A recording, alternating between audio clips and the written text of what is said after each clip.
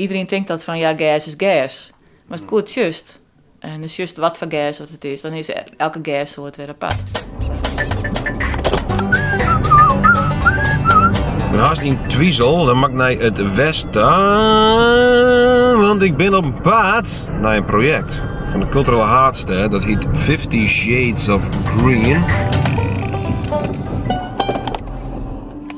Dit roept nog eigenlijk.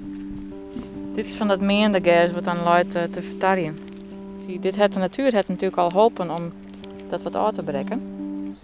En dan zijn die vezels wat makkelijker hanteerbaar. En dat is eigenlijk heel geschikt.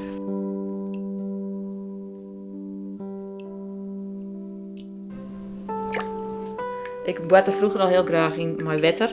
Zo is het altijd. Dus voor mij is het een hele onthaastende procedé.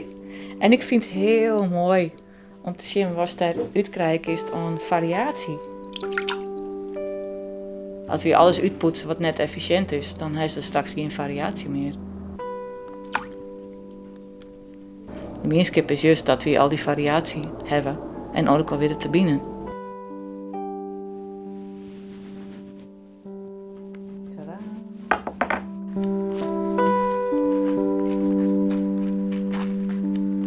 Ik ging dus met groepen mensen papierscheppen van gas uit hun eigen omjouwing. Om ik te zien van wat voor gas is er eigenlijk in die omjouwing.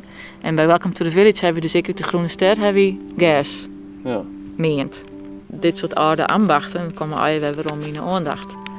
En ja, dus is er dus filter, spinnen. Dus kennelijk is er iets wat wij mensen toch ook wel weer mooi vinden om dit soort dingen te doen. Ja.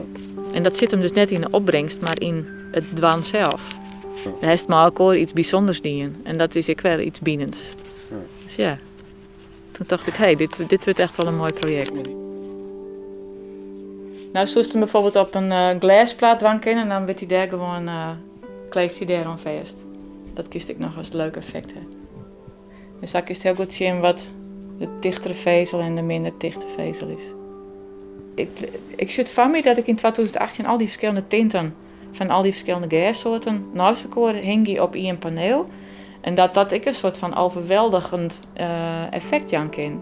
Want als het juist, Welcome to the Village hebben we dus 3 dagen aan het scheppen west. En dit is de opbrengst. Tadaa! Nou, dat is juist ik alweer. Dat was voor mij de eye-opener de eerste keer dat ik de try-out deed. Want ja, ik hoor alleen nog mijn eigen manier van papierscheppen natuurlijk. Maar dit is eigen van hetzelfde type gas. En als dat juist hoeveelste variatie hierin zit. En dat is dus puur de hoorn van de makker. En dat is voor mij dus was er eigen omheen dost. En mij het maait zien. Maar ook al maait zien kist. Wat het waardevol maakt.